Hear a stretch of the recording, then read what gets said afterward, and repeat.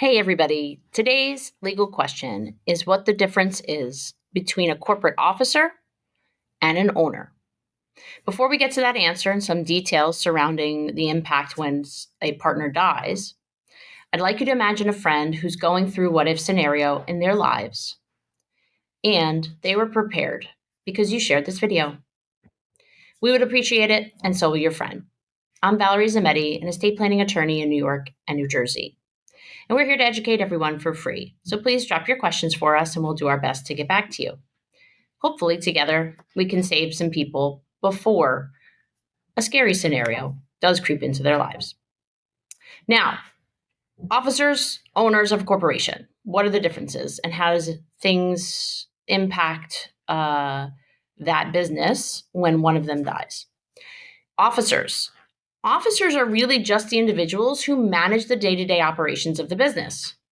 Their passing typically doesn't have a major impact unless they are also an owner in the business. Officers are selected by the directors or owners of the business and can be replaced. The owners, on the other hand, which don't have to be all of the officers or any of the officers. Owners can just be, typically they are, but owners can be just one individual. And that's a person who owns shares in a corporation and has an interest in the business itself.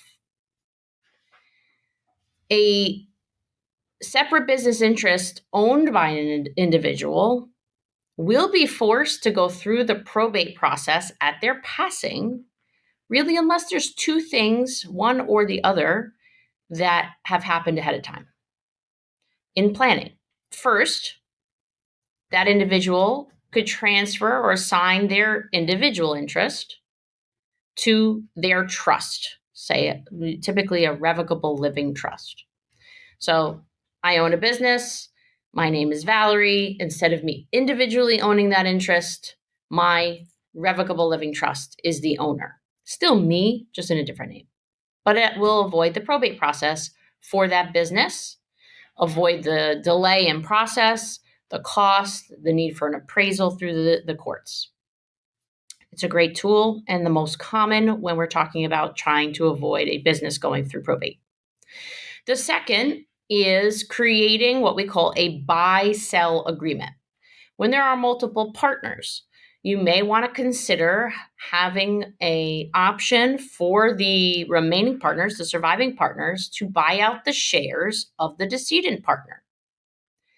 Oftentimes, this is not necessarily possible with just cash on hand, and so insurance sometimes gets involved. But that's too much for our discussion today.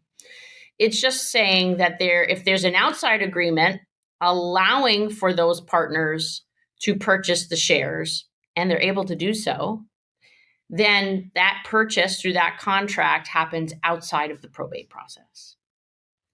But then again, I'm pretty sure that if there's no assets available for those remaining partners to buy it, and a transfer of those shares doesn't actually occur, it will then go through probate.